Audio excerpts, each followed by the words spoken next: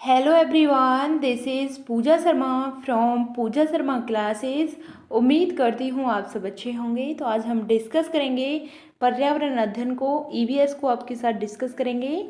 यह पेपर आपका 11 जनवरी 2022 का पेपर है, तो इसको हम आपके साथ डिस्कस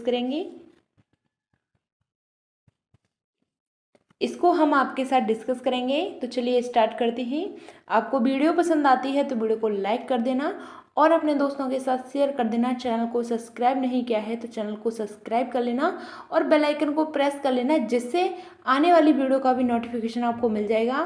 फ्री नोट्स के लिए आप टेलीग्राम चैनल से जुड़ जाइएगा, वहाँ पे आपको फ्री नोट्स मिल जाएंगे। तो यहाँ वहाँ पे मैंने आपको जो आपके यह सभी प्रीवियस ईयर क्वेश्चन पेपर हैं, इनको मैंने आपको वहाँ पे दे दिया है, तो आप वहाँ से इनकी प्रैक्टिस कर सकते हैं। सभी प्रीवियस ईयर क्वेश्चन पेपर को मैंने दे दिया है, जो 2021 से लेकर आपके 2022 तक के सभी प्रीवियस ईयर क्वेश्चन पेपर आए थे, इनको मैंने आपको वहाँ पे दे दिया है, तो आप इनकी प्रैक्टिस कर लेना। तो चलिए स्टार्ट करते हैं। और भी मैंने आपको वहाँ पे नोट्स दे दिए हैं, तो आप उनको भी देख लेना, जो आपके यूपी टेट के एग्जाम के लिए बहुत ही ज़्यादा महत्वपूर्ण हैं। तो स्टार्ट करते हैं। क्वेश्चन नंबर 1 आता है आपका कि हमारे देश के नीचे दिए गए किन दो राज्यों के लोगों का सर्वप्रिय भोजन, यानी कि डिश से आपका क्वेश्चन आता है, भोजन की बात की गई है, तो आपका सीटेट में यहाँ से एक क्वेश्चन बनता है।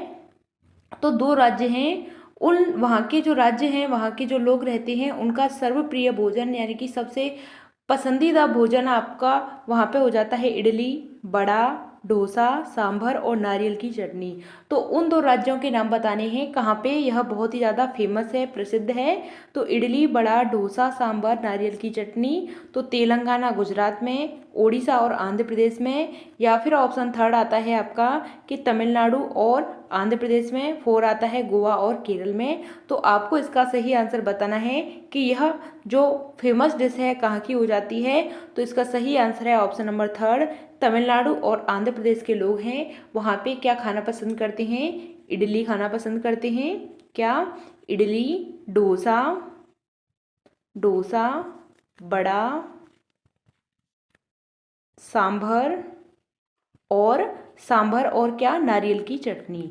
नारियल की चटनी वहाँ के लोग खाना पसंद करते हैं। यहाँ तक बात क्लियर? कहाँ के? तमिलनाडु के और आंध्र प्रदेश के लोग खाना पसंद करते हैं, इनकी फेवरेट डिश हो जाती है। क्वेश्चन नंबर 2 आता है आपका कि यदि कोई व्यक्ति मुंबई यानी महाराष्ट्र से चंडीगढ़ यानी कि भारत का जो केंद्र शासित प्रदेश है चंडीगढ़ तक सबसे छोटे रेल मार्ग से होकर रेलगाड़ी द्वारा यात्रा करता है, तो कौन से राज्य से उसे गुजरना नहीं होगा? तो आपको बताना है कि वहाँ पे कौन सा राज्य है वह नहीं होगा। तो हरियाणा, पंजाब, राजस्थान या फिर गुजरात। तो आपको इसमें इसका सही आंसर बताना है कि कोई व्यक्ति है महाराष्ट्र से होकर कहाँ पे जा रहा है, महाराष्ट्र से यानी मुंबई से चंडीगढ़ तक सबसे छोटे रेल मार्ग से होकर रेलगाड़ी के द्वारा यात्रा तय करता है, और उसे किस राज्य से होकर नहीं गुजरना है, नहीं वाली बात पूछी है। तो आपको बताना है कि वह कौन सा राज्य होता है। तो इसका सही आंसर होता है ऑप्शन नंबर 2, वह पंजाब से होकर नहीं गुजरेगा। कहाँ से होकर? पंजाब से होकर नहीं गुजरेगा। ऑप्शन नंबर 2 आपका सही आंसर हो जाता है। क्वेश्चन नंबर आपका नेक्स्ट आता है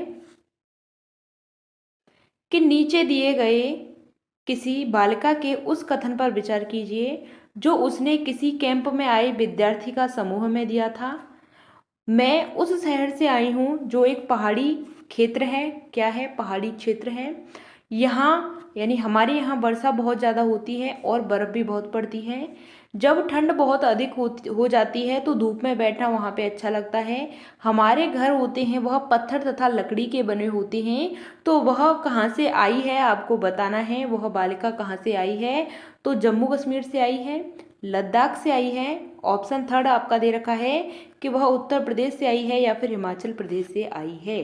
तो आपको बताना है इसका सही आंसर कि वह बालिका है कहाँ से आई है, उसके यहाँ पे क्या पसंद है। वहाँ पे कैंप से आई है, ऐसे कैंप से आई है कि वहाँ पे पहाड़ी क्षेत्र हैं और वहाँ पे वर्षा बहुत होती है, बहुत ही ज़्यादा बर्फ़ वहाँ पे पड़ती है, वर्षा होती है और ठंड भी बहुत होती है। वहाँ के लोगों को धूप में बैठना बहुत अच्छा लगता है और उनके घर होते हैं पत्थर और लकड़ी के बने होते हैं। तो आपको इसका आंसर बताना है। इसका सही आंसर होता है ऑप्शन नंबर 4 हिमाचल प्रदेश। कहाँ से आई है? वह हिमाचल प्रदेश से आई है। हिमाचल प्रदेश के कहाँ से? मनाली शहर से। कहाँ से आई है? हिमाचल प्रदेश के मनाली शहर से आई है। यहाँ पे क्या होता है, हिमाचल प्रदेश में बहुत ज़्यादा ठंड पड़ती है, बारिश भी अधिक होती है और घर कैसे होते हैं?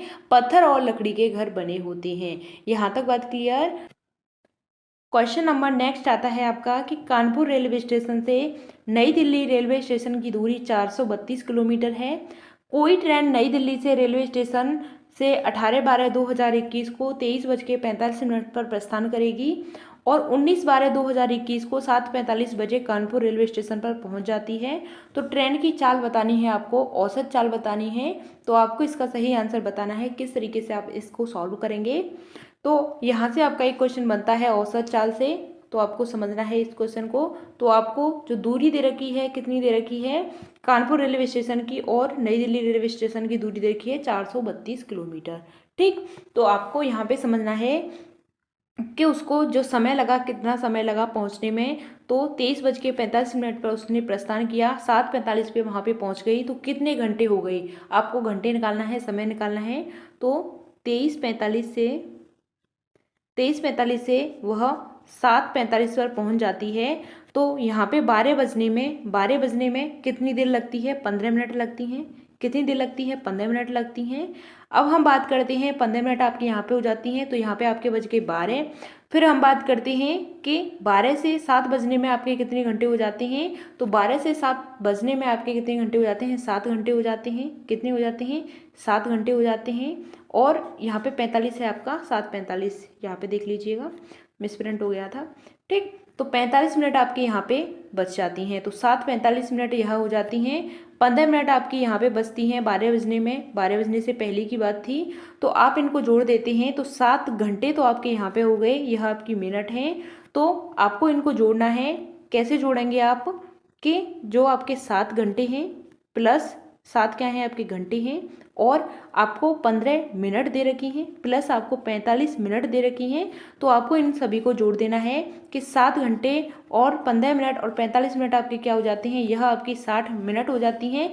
यानी कि आपका 1 घंटा बन जाता है। 7 घंटे आपके यहाँ पे हो गए। तो आपका टोटल 8 घंटे हो जाते हैं। कितने घंटे हो जाते हैं?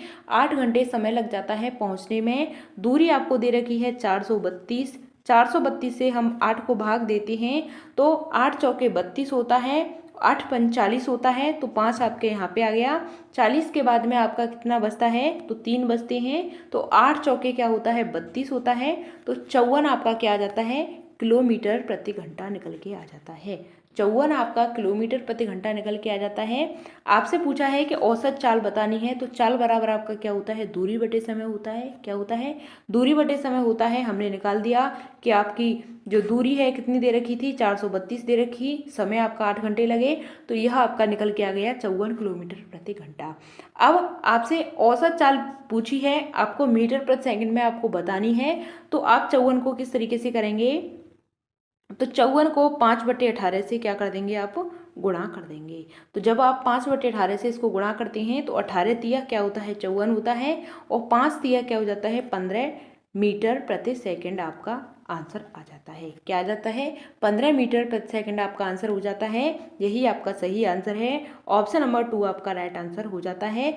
सिंपल सा था। आपको यह समय निकालना है कि आपको यहाँ पे पहुँचने में 1 दिन लगा, इसको समझना है। उसके बाद में इस टाइम को निकाल लेना है, कितने घंटे हो जाते हैं? इसको निकालने में 8 घंटे हो जाते हैं। 32 किलोमीटर था, 432 से आपने 8 को भाग दे दिया, 54 आ गया आपका। 54 के बाद में 54 को आपने 5/18 से गुणा कर दिया। तो इसका गुणा काट पीट करने पर आपका 15 मीटर प्रति सेकंड आपका आंसर आ जाता है। यही आपका सही आंसर है। क्वेश्चन नंबर आपका नेक्स्ट आता है कि निम्नलिखित में से 2 जानवरों के समूहों को चुनिए जिनके आगे के दांत जीवन पर्यंत वृद्धि करते रहते हैं, अतः वे अपने दांतों को बहुत लंबा न होने देने के लिए वस्तुओं को क्या करते हैं? कुतरते रहते हैं और काटते रहते हैं। तो वह आपको बताने हैं कौन होते हैं। तो छिपकली और गिलहरी होती हैं। छिपकली और कछुआ होते हैं। चूहा और गिलहरी होती है। या ऑप्शन नंबर 4 है आपका कि सांप और गिलहरी होती हैं। तो आपको इसका सही आंसर बताना है। यह क्वेश्चन आपका सी टेट में आपका कई बार पूछा जा चुका है। तो आपको इस क्वेश्चन को बहुत अच्छे तरीके से समझना है कि कौन सा वह ऐसा आपका जानवर है जो क्या करता है, वस्तुओं को कुतरता रहता है, काटता रहता है। तो आपको बताना है, इसका सही आंसर होता है ऑप्शन नंबर 3 चूहा और गिलहरी होते हैं, वह कपड़ों को कतरते रहते हैं। अगर यह नहीं कतरें तो इनके जो होंठ हैं, इनके दांत हैं, वह होंठों को काट देंगे। तो वह क्या होते हैं, चूहा और गिलहरी होते हैं। इनके दांत बहुत ज़्यादा लंबे हो जाते हैं, लंबे होने की वजह से यह काटते हैं, और इसलिए काटते हैं ताकि दांत ज़्यादा लंबे ना हो। क्वेश्चन नंबर आपका नेक्स्ट आता है, कन्नौज एक जिला है जो समस्त भारत में इत्र के लिए प्रसिद्ध है। यह जिला किस राज्य का भाग है? आपको बताना है कि कन्नौज एक जिला है जो समस्त भारत में इत्र के लिए प्रसिद्ध है। यह जिला किस राज्य का भाग है? तो हरियाणा का है, उत्तराखंड का है, बिहार का है, या फिर उत्तर प्रदेश राज्य का है। तो कन्नौज है वह कहाँ पे पड़ता है? आपका उत्तर प्रदेश में पड़ता है। कहाँ पे पड़ता है? कन्नौज आपका उत्तर प्रदेश में पड़ता है। ऑप्शन नंबर डी आपका राइट आंसर हो जाता है। यह आपका कहाँ पे होता है, किसके लिए फेमस है? यह इत्र के लिए बहुत ज़्यादा कन्नौज फेमस है। तो आपका उत्तर प्रदेश में होता है। क्वेश्चन नंबर आपका नेक्स्ट आता है, यह क्वेश्चन आपका कई बार पूछा जा चुका है, रेत के टीले कहाँ पे पाए जाते हैं? तो आपको बताना है कि जो रेत के टीले होते हैं वह सबसे ज़्यादा कहाँ पे होते हैं? तो अफगानिस्तान और इंग्लैंड में होते हैं, उज्बेकिस्तान और बांग्लादेश में होते हैं, या फिर बर्लिन और राजस्थान में होते हैं। ऑप्शन 4 है आपका कि अबू धाबी और अफगानिस्तान में होते हैं। तो जो रेत के टीले होते हैं सबसे ज़्यादा कहाँ पे होते हैं? तो आपको इसका आंसर बताना है। तो ऑप्शन नंबर 4 आपका सही आंसर है कि अबू धाबी और अफगानिस्तान। अबू धाबी और अफगानिस्तान में क्या होते हैं? रेत के टीले बहुत ज़्यादा होते हैं। क्वेश्चन नंबर आपका नेक्स्ट आता है कि भोपाल बेंगलुरु के ठीक उत्तर में है। भोपाल कहाँ पर है? बेंगलुरु के ठीक उत्तर में है। जो आपका मैप है, मैप से आपसे 1 से लेकर 2 क्वेश्चन, लास्ट आपका 3 भी क्वेश्चन पहुंच सकता है, लेकिन 1-2 क्वेश्चन आपका निश्चित है आना। तो आपको मैप को अच्छे से समझ के जाना है। तो क्वेश्चन आपका आता है कि भोपाल बेंगलुरु के ठीक उत्तर में है, गांधीनगर भोपाल के ठीक पश्चिम में है। तो गांधीनगर के सापेक्ष बेंगलुरु की दिशा आपको बतानी है। तो इसका आंसर आप क्या हो जाता है कि उत्तर पश्चिम होता है, दक्षिण पश्चिम होता है। ऑप्शन 3 है आपका कि दक्षिण पूर्व होता है या फिर उत्तर पूर्व होता है। तो आपको इसका आंसर बताना है कि भोपाल बेंगलुरु के ठीक उत्तर में है तथा गांधीनगर भोपाल के ठीक पश्चिम में है। तो गांधीनगर के सापेक्ष बेंगलुरु की दिशा क्या होगी? तो आपको बताना है कि बेंगलुरु कहाँ पर है। बेंगलुरु यहाँ पे है आपका, और ठीक उत्तर में क्या है आपका? भोपाल हो जाता है। क्या हो जाता है आपका? भोपाल हो जाता है। फिर हमने बात की कि आपका पश्चिम में क्या हो जाता है? गांधीनगर होता है। क्या होता है? गांधीनगर होता है। तो आपको इसको बताना है कि इसका सही आंसर क्या होता है, इसकी दिशा होती है क्या होती है? तो आपकी यह जो दिशा होती है यह आपकी क्या होती है? इसका सही आंसर हो जाता है दक्षिण पूरब। कौन सी दिशा होती है? यह आपकी दक्षिण और पूर्व दिशा कहलाती है। ऑप्शन नंबर इसमें आपका थर्ड आंसर सही हो जाता है। कौन सी दिशा होती है? दक्षिण पूर्व होती है। आपको इस क्वेश्चन को थोड़ा सा मैप से समझना है। तो इसकी दिशा क्या हो जाती है? दक्षिण पूर्व हो जाती है। क्वेश्चन नंबर आपका नेक्स्ट आता है कि निम्नलिखित में से ब्रांच के बारे में क्या कथन सही है? आपको बताना है कि ब्रांच के बारे में कौन सा कथन है वह सही है। तो यह टिन और जस्ता का मिश्र धातु होता है। किसका? टिन और जस्ता का एक मिश्र धातु होता है। यह एक यौगिक है। ऑप्शन 3 है आपका कि यह कॉपर और टिन का मिश्र धातु होता है। यह कॉपर और जस्ता का संभांगी मिश्रण होता है। तो आपको इसका सही आंसर बताना है, इसके बारे में सही कथन क्या है? तो इसका सही आंसर होता है यह आपका कॉपर और टिन का क्या होता है? मिश्र धातु होता है। कॉपर और टिन का मिश्र धातु होता है। कॉपर और टिन का क्या होता है? यह आपका मिश्र धातु होता है। ऑप्शन नंबर 3 आपका सही आंसर हो जाता है। क्वेश्चन नंबर आपका नेक्स्ट आता है कि नीचे दिए गए उस मिलान को चुनिए जो तदनुरूपी खाद्य वस्तु के संरक्षण में सही ढंग को प्रदान नहीं करता है। तो सेब और मुरब्बा है, दूध और पनीर है, कच्चा आम और अचार है। ऑप्शन 4 है आपका कि दाल और पापड़ है। तो सही ढंग को प्रदान नहीं करता है, इसका सही आंसर आपको बताना है। तो इसका सही आंसर हो जाता है ऑप्शन नंबर 2। क्या हो जाता है? ऑप्शन नंबर 2 होता है दूध और पनीर। क्या होता है? दूध और पनीर है, यह आपका सही आंसर है। क्योंकि सेब का मुरब्बा होता है, कच्चा आम कच्चा अचार होता है, दाल पापड़ होता है, इनको हम स्टोर करके रख सकते हैं, लेकिन दूध और पनीर को हम स्टोर करके नहीं रख सकते हैं। क्वेश्चन नंबर आपका 71 आता है कि हमारे देश के किस भाग में लोगों के रहने के लिए बने बड़े तिकोने टेंट के रोबो कहते हैं? क्या कहते हैं? टेंट के बने तिकोनों को हम रोबो कहते हैं। और जानवरों को रहने के लिए उस स्थान को हम क्या कहते हैं? लेखा कहते हैं। तो वह कहाँ पे होता है? जो आपके रोबो होते हैं और आपके जानवरों के रहने के लिए लेखा होते हैं, तो इनके बारे में बताना है कि यह कहाँ कहा जाता है। तो अरुणाचल प्रदेश में, मेघालय में, जम्मू एंड कश्मीर में, या ऑप्शन नंबर 4 आता है आपका कि लेह और लद्दाख में। तो इसका आंसर आपको बताना है कि रोबो और वहाँ पे पशुओं के रहने के लिए लेखा होते हैं, तो यह कहाँ पे होते हैं? इसका सही आंसर होता है आपका ऑप्शन नंबर 4 लेह और लद्दाख में। कहाँ पे होते हैं? रेबो और आपके लेखा, यह कहाँ पे होते हैं आपके? यह दोनों आपके लेह और लद्दाख में होते हैं। ऑप्शन नंबर 4 आपका सही आंसर हो जाता है। क्वेश्चन नंबर आपका 72 आता है कि हमारे देश में संघ शासित प्रदेशों की संख्या है। हमारे देश में जो संघ शासित प्रदेश होते हैं उनकी आपको संख्या बतानी है, कंट्री की संख्या बतानी है कि तो कितनी हो जाती है। तो इसका आंसर 6 होता है, 7 होता है, 8 होता है, या फिर 9 होता है। तो इसका सही आंसर है ऑप्शन नंबर 3। कितनी है? 8 है। ऑप्शन नंबर 3 आपका सही आंसर है। इस क्वेश्चन को आपने बार बार देखा है, सीटेट के एग्जाम में हर एक सेट में एक क्वेश्चन इससे बना है। तो किससे? राज्यों से, संघों से आपका एक क्वेश्चन बना है। तो आपको अच्छे से इनको समझना है। कितने होते हैं? 8 केंद्र शासित प्रदेश हैं और 28 आपके क्या हो जाते हैं? 28 आपके राज्य हो जाते हैं। यहाँ तक बात क्लियर? क्वेश्चन नंबर आपका नेक्स्ट आता है, यह आपका बहुत मोस्ट इम्पोर्टेंट क्वेश्चन है कि नीचे दिए गए उन तीनों राज्यों को चुनिए जिनमें सभी राज्यों के समुद्र तट अरब सागर पर स्थित हैं।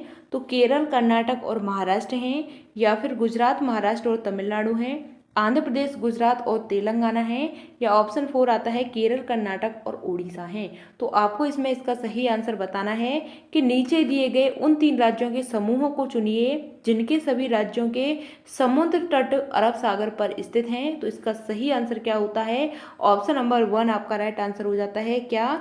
केरल, कर्नाटक और महाराष्ट्र इसका सही आंसर होता है। क्या होता है?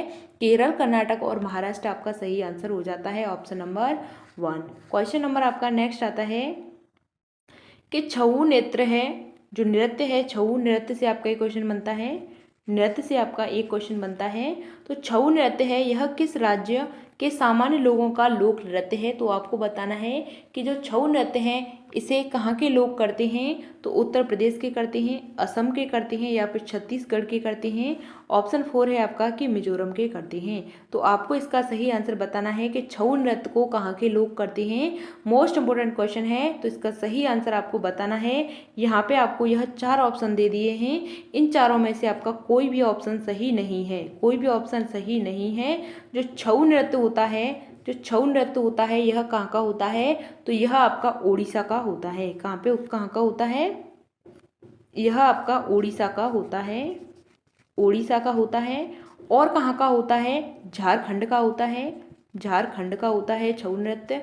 उड़ीसा, झारखंड और आपका बंगाल का यह नृत्य होता है। तो इसमें आपको कहीं पे भी यह चारों ऑप्शन में से इनमें से कोई भी ऑप्शन नहीं दे रखा है, तो इसलिए आपको यहाँ पे सभी को समान अंक मिला था। इस तरीके के क्वेश्चन हो जाते हैं तो सभी को क्या होता है? सभी को समान अंक मिलता है ऐसे क्वेश्चन पर। जो इसमें क्या है कि सीटेट ने थोड़ा सा गलती की है, तो इस पर सभी को समान अंक इस तरीके से दिए जाते हैं। अब हम थोड़ा सा बात करते हैं उत्तर प्रदेश की। तो उत्तर प्रदेश का जो नृत्य होता है कौन सा होता है? तो वह उत्तर प्रदेश का कथक होता है। क्या होता है? कथक नृत्य होता है। असम की बात करते हैं तो आपका कई बार यहाँ से यह क्वेश्चन बने हैं, तो आपको इनको नोट कर लेना है। असम का आपका बिहू होता है। छत्तीसगढ़ की बात करते हैं तो आपका क्या होता है? राउत होता है। और आपका क्या होता है? पंथी होता है। पंथी और राउत आपका यह डांस होता है। ठीक है। मिजोरम की बात करते हैं, बहुत बार आपका यहाँ से क्वेश्चन बना है तो चिराऊ होता है। कई बार आपका यहाँ से क्वेश्चन बना है कि जो मिजोरम का नृत्य होता है कौन सा होता है, तो आपका चिराऊ होता है। उत्तर प्रदेश का आपका कथक होता है, असम का आपका बिहू होता है, छत्तीसगढ़ का आपका पंथी और राउत होता है, मिजोरम का आपको चिराऊ होता है। यह आपके 4 डांस हैं। ऑप्शन नंबर आपका इसमें यह जो क्वेश्चन था इस पे सभी को क्या मिला है, समान अंक मिला है। क्वेश्चन नंबर नेक्स्ट आता है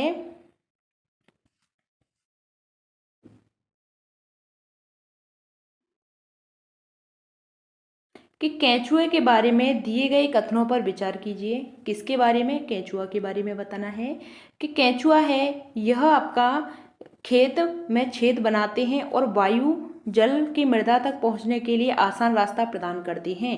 कैसा रास्ता प्रदान करते हैं, आसान रास्ता प्रदान करते हैं। और बी में दे रखा है कि केंचुए खेत में छेद बनाकर जमीन को क्या करते हैं, पोली बनाते हैं। ऑप्शन सी में दे रखा है कि केंचुए मुख्य फसल होती है वह खरपतवार से बचाते हैं। केंचुए का मल होता है मृदा उर्वरक और उपजाऊ बनाते हैं।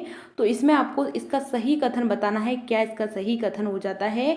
तो केंचुए वह छेद बनाते हैं जो वायु जल मृदा तक पहुंचने के लिए आसान रास्ता बनाते हैं। तो यह बात आपकी क्या हो जाती है, सही हो जाती है। ऑप्शन 2 में दे रखा है यानी बी में दे रखा है कि केंचुए खेत में छेद बनाकर जमीन को पोली करते हैं। तो जमीन को उपजाऊ बनाने के लिए यह जमीन को पोली करते हैं। तो यह बात भी आपकी सही होती है। मुख्य रूप से फसल को खरपतवार से बचाते हैं। तो यह बात गलत हो जाती है, यह खरपतवार से नहीं बचाते हैं। केंचुए का मल होता है वह मृदा को उर्वरक यानी उपजाऊ बनाता है। तो यह बात आपकी सही हो जाती है।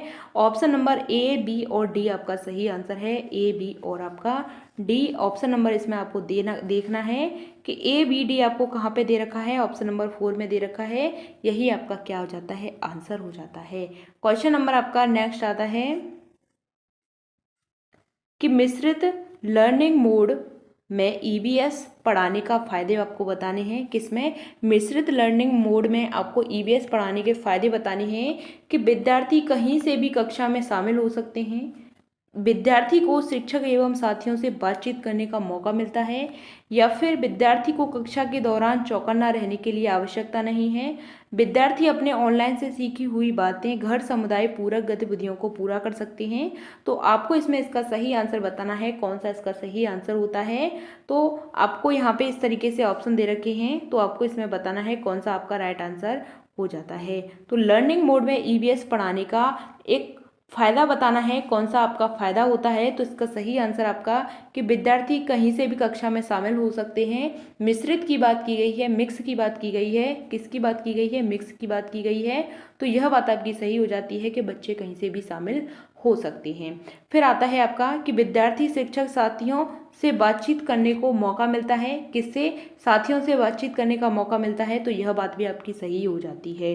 विद्यार्थी को कक्षा के दौरान चौकन्ना रहने की आवश्यकता नहीं है। तो यह आपका नेगेटिव हो जाता है, गलत हो जाता है। विद्यार्थी अपने ऑनलाइन में सीखी हुई बातें घर समुदाय पूरक गतिविधियों को पूरा करते हैं। तो यह आपका सही आंसर हो जाता है। ए, बी और डी आपका राइट आंसर हो जाता है। ए, बी, डी आपको कहाँ पे ऑप्शन में दे रखा है, ऑप्शन नंबर 3 आपका सही आंसर हो जाता है। ए, बी, डी आपका सही आंसर है मिश्रित लर्निंग मोड में सिखाने का। क्वेश्चन नंबर आपका नेक्स्ट आता है कि निम्नलिखित में से कौन सी वीडियो कॉन्फ्रेंसिंग ऐप, यहाँ से आपका एक क्वेश्चन बनता है कॉन्फ्रेंसिंग ऐप से, तो कौन सा वीडियो कॉन्फ्रेंसिंग ऐप है उसके माध्यम से ईबीएस पढ़ाने में समकालिक यानी कि सिंक्रोनस शिक्षण की विशेषता हैं। तो आपको बताना है कि कौन सी शिक्षण की विशेषता हैं। तो विद्यार्थी किसी भी समय में कक्षा में शामिल हो सकते हैं, या फिर शिक्षक और विद्यार्थी वास्तव में समय में बातचीत करने में सक्षम होते हैं। ऑप्शन 3 में दे रखा है कि जब वे शामिल होते हैं तो विद्यार्थी को ऑनलाइन क्लास का पाठ्य वस्तु मिल जाता है, या ऑप्शन 4 है आपका कि शिक्षक किसी भी समय पाठ्य सामग्री साझा करने में सक्षम होते हैं जिनकी विद्यार्थी किसी समय प्रयोग कर सकता है। तो आपको इसका सही आंसर बताना है कि निम्नलिखित में से कौन सी वीडियो कॉन्फ्रेंसिंग ऐप के माध्यम से ईबीएस पढ़ाने का समकालिक यानी कि सिंक्रोनस शिक्षण की विशेषता है। तो इसका सही आंसर आपका क्या हो जाता है, ऑप्शन नंबर 2 आपका सही आंसर है कि शिक्षक और विद्यार्थी वास्तविक समय में बातचीत करने में सक्षम होते हैं। ऑप्शन नंबर 2 आपका राइट आंसर हो जाता है। क्वेश्चन नंबर आपका नेक्स्ट आता है कि स्वाति कक्षा 4 की ईबीएस शिक्षिका ने कई तरह के पौधे जैसे बांस, घास, बांस, गुलाब, केला, बरगद, ताड़ के पेड़ का वीडियो दिखाती है और सभी पेड़ पौधों के आकार, पत्तों, तने, फूल के बारे में विद्यार्थियों के साथ चर्चा करती हैं। तो गतिविधि के रूप में सबसे उद्देश्य यानी सबसे उपयुक्त उद्देश्य का ध्यान आकर्षित करना यानी कि क्या कहलाता है, तो पौधे के भागों के बारे में या फिर पौधों और पेड़ों के बीच में जो अंतर होता है, या ऑप्शन थर्ड में आपको दे रखा है कि पेड़ पौधे के वर्ग के भीतर मौजूद भिन्नता होती है, या ऑप्शन नंबर 4 आता है कि मानव के लिए पौधों का महत्व। तो यह वीडियो बना रही है तो आपको इसके बारे में बताना है कौन सा आंसर सही हो जाता है। तो इसका सही आंसर आपको बताना है। तो इसका सही आंसर हो जाता है ऑप्शन नंबर थर्ड। आपका सही आंसर है कि पौधे यानी पेड़ पौधों के वर्गों के बारे में और भीतर उसमें जो भिन्नताएं उसके अंदर मौजूद हैं उनको दिखा रही है। ऑप्शन नंबर थर्ड आपका सही आंसर होता है। क्वेश्चन नंबर आपका नेक्स्ट आता है कि रीता एक ईवीएस की शिक्षिका है। थीम खाद्य पदार्थ पढ़ाते हुए कक्षा 5 के विद्यार्थियों को पड़ोस के घरों में भिन्न खाद्य सामग्रियों यानी संरक्षण की विधियों का सर्वेक्षण करने के लिए कहती है। तो सर्वेक्षण का सबसे अधिक उपयुक्त उद्देश्य क्या है, तो आपको बताना है। तो विभिन्न व्यक्तियों के प्रति संवेदनशील बनाना, या सर्वेक्षण करने के लिए कौशल क्षमता का आकलन करना, या समुदाय के प्रत्यक्ष रूप से जानकारी एकत्र करने का अवसर देना, या समुदाय के साथ बातचीत करने का अवसर प्रदान करना। तो आपको इसका सही आंसर बताना है। क्या इसका आंसर हो जाता है कि रीता है वह एक ईवीएस की शिक्षिका है। थीम खाद्य पदार्थ पढ़ाते हुए कक्षा 5 के विद्यार्थियों के पड़ोस के घरों में भिन्न खाद्य संरक्षण विधियों का सर्वेक्षण करने के लिए कहती है। तो सर्वेक्षण का सबसे अधिक उपयुक्त उद्देश्य क्या होगा, तो इसका सही आंसर आपको बताना है क्या हो जाता है। तो ऑप्शन इस तरीके से आपको यहाँ पे दे रखे हैं ABCD, AB और AC। तो आपको बताना है इसका सही आंसर क्या हो जाता है। तो इसमें कि भिन्न व्यक्तियों के प्रति संवेदनशील बनाना, किसके प्रति, भिन्न व्यक्तियों के प्रति संवेदनशील बनाना, तो यह बात सही है। सर्वेक्षण के कौशल क्षमता का आकलन करना, तो यह बात भी आपकी क्या हो जाती है कि सर्वेक्षण करने के कौशल क्षमता का आकलन करना, तो यह बात आपकी गलत हो जाती है। आकलन करना तो यह नेगेटिव हो जाता है। प्रत्यक्ष रूप से जानकारी एकत्र करने का अवसर देना, यह भी सही है। बातचीत करने का अवसर देना, यह भी सही है।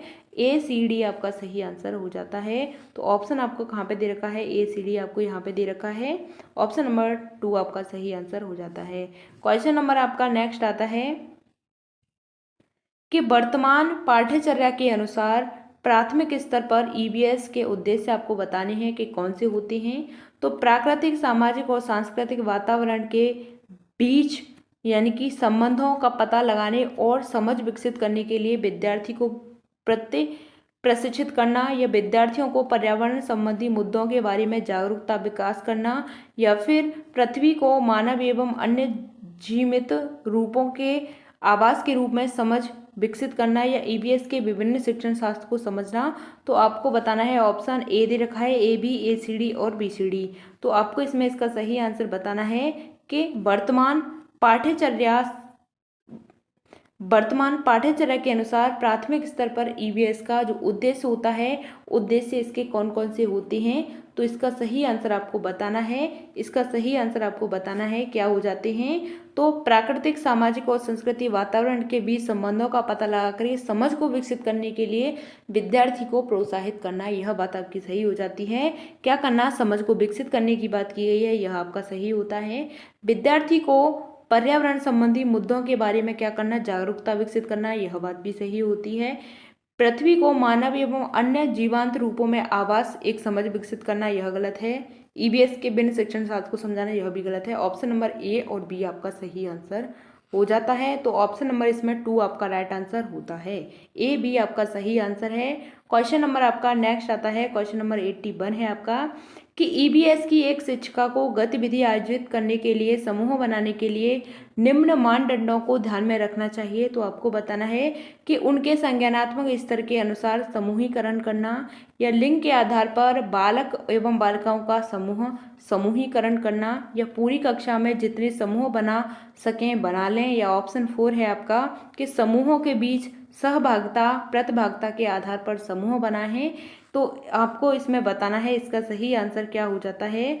तो जो EVS की शिक्षिका को गतिविधि आयोजित करने के लिए, समूह बनाने के लिए निम्न मानदंडों को ध्यान में रखना चाहिए। तो इसका आंसर आपको बताना है, क्या हो जाता है, किन मानदंडों को ध्यान में रखना चाहिए। तो संज्ञानात्मक स्तर के अनुसार समूहीकरण करें, तो यह गलत हो जाता है।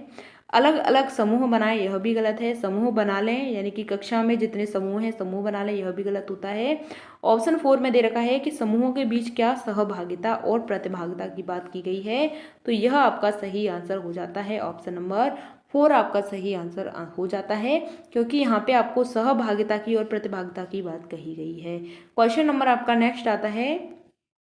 क्वेश्चन को बस समझना होता है, थोड़ा सा आप कॉन्सेप्ट लगाएंगे, आप थोड़ा सा ध्यान में रखेंगे, चीज़ों को समझेंगे, तो आपका जो जो डाउट्स हैं इस सब्जेक्ट को लेकर के वह आपके क्लियर हो जाएंगे।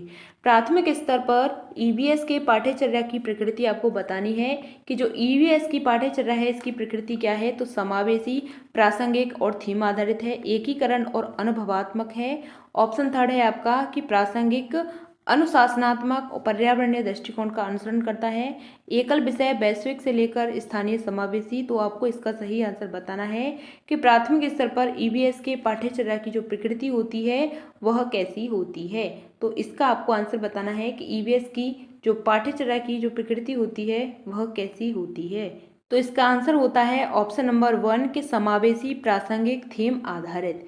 यह आपकी क्या होती है, यह आपकी प्रकृति होती है। क्या होती है, प्रकृति होती है। ऑप्शन नंबर 1 आपका सही आंसर हो जाता है। क्या हो जाता है, ऑप्शन नंबर 1 आपका सही आंसर होता है। क्वेश्चन नंबर आपका नेक्स्ट आता है 83 क्वेश्चन है आपका कि कहानियों के माध्यम से ईवीएस अवधारणाओं को पेश करने के लिए एक शिक्षक को निम्नलिखित में से किन बातों का ध्यान रखना होगा। तो कहानियों को किसी अवधारणा के बारे में गलतफहमी की रचना नहीं करनी चाहिए, या कहानियों को लिंग, जाति, धर्म और अन्य सामूहिक समूहों से संबंधित कोई रूढ़िवादी विचारों को चित्रित नहीं करना चाहिए, या कहानी मजेदार व मनोरंजक होनी चाहिए, या कहानी ऐसी होनी चाहिए कि विद्यार्थी उससे जुड़ाव महसूस करें। तो आपको इसका आंसर बताना है। इस तरीके के आपको ऑप्शन दे रखे हैं ABC, BCD, ABD या ACD। तो आपको बताना है कि कौन सी इसमें आपका सही आंसर हो जाता है, किन बातों को हमें ध्यान में रखना चाहिए ईवीएस की अवधारणा को पेश करने के लिए। तो इसका सही आंसर आपको बताना है। क्या हो जाता है कि कहानी को किसी अवधारणा के बारे में गलतफहमी की रचना नहीं करना चाहिए। तो यह बात आपकी सही है कि गलतफहमी की रचना नहीं करनी चाहिए। फिर आता है आपका कि कहानियों को लिंग, जाति, धर्म एवं सामाजिक समूहों से संबंधित कई रूढ़िवादी विचारों को चित्रित नहीं करना चाहिए। तो यह बात आपकी क्या हो जाती है, बिल्कुल सही हो जाती है। कहानी मजेदार और मनोरंजक होनी चाहिए, तो यह बात आपकी गलत होती है। कहानियाँ ऐसी होनी चाहिए जो विद्यार्थी के जुड़ाव महसूस करें, विद्यार्थी को जुड़ाव से महसूस करें। तो A, B और D आपका सही आंसर होता है। कहाँ पे आपको दे रखा है, ABD। ऑप्शन नंबर 3 में आपको दे रखा है, ऑप्शन नंबर 3 आपका सही आंसर हो जाता है। क्वेश्चन नंबर आपका नेक्स्ट आता है 84 क्वेश्चन नंबर है कि ईवीएस शिक्षक अपने विद्यार्थियों में मानचित्रण कौशल को मन में बिठाने के लिए निम्न क्रियाकलापों में से किन को कहने के लिए कहेंगे। तो मानचित्र में बुनियादी दिशाओं का पता लगाना, या अमानकीकृत मानचित्र बनाना, या अपने बनाए गए मानचित्र में प्रतीकों का प्रयोग करना, या मानकीकृत सार्वभौमिक प्रतीकों का उपयोग करते हुए मानचित्र की व्याख्या करना। तो आपको इसका सही आंसर बताना है कि इसका सही आंसर क्या हो जाता है कि ईवीएस की शिक्षिका है, इसमें मानचित्र कौशल को मन में बिठाने के लिए क्रियाकलापों में से किन को करने के लिए कहेंगी। तो इसका सही आंसर होता है, आपको बताना है। आपको यहाँ पे इस तरीके के ऑप्शन दे रखे हैं AB, BC, D और ABCD। तो इसका सही आंसर क्या होता है कि मानचित्र में बुनियादी दिशाओं का पता लगाना चाहिए। तो यह बात सही है कि दिशाओं का पता लगाना चाहिए किसमें, मानचित्र में। यहाँ तक बात क्लियर। अमानकीकृत मानचित्र बनना चाहिए, यह बात सही है। अपने बनाए गए मानचित्र में प्रतीकों का प्रयोग करना चाहिए, बिल्कुल बात सही है, तभी तो दूसरे समझ पाएंगे। मानकीकृत सार्वभौमिक प्रतीकों का प्रयोग करते हुए मानचित्र की व्याख्या करना, तो यह बात आपकी सभी सही हो जाती हैं। तो ABCD आपका सही आंसर है। ऑप्शन नंबर 4 आपका सही आंसर हो जाता है। ऑप्शन नंबर 4 आपका सही आंसर हो जाता है। क्वेश्चन नंबर आपका 85 आता है कि ईवीएस की शिक्षिका एक चर्चा के दौरान बताती है कि राजस्थान के गांवों के लोग स्थानीय रूप से उपलब्ध सामग्री से अपना घर बनाते हैं, जबकि मुंबई में रहने यानी मुंबई के जैसे शहरों में लोग सीमेंट, ईंट, कांच की टाइल और जैसी सामग्री खरीद कर बनाते हैं। तो इस चर्चा के आंकलन को सीखने का प्रतिफल आपको बताना है। अवलोकन और रिकॉर्डिंग होता है, विश्लेषण होता है, प्रयोग होता है, या ऑप्शन नंबर 4 है आपका कि तुलना करना और विश्लेषण करना होता है। तो इसका आपको आंसर बताना है कि क्या बताना है कि ईबीएस की शिक्षिका चर्चा करने के दौरान बताती है कि जो राजस्थान के गांव होते हैं इनमें उपलब्ध सामग्री अपना घर बनाते हैं, जहाँ पे उपलब्ध सामग्री है उससे अपना घर बनाते हैं। मुंबई और शहरों में लोग रहते हैं वह सीमेंट, ईंट और कांच के और टाइल्स के घर बनाते हैं। तो इस चर्चा पर आकलन के सीखने का प्रतिफल क्या कहलाता है आपको बताना है।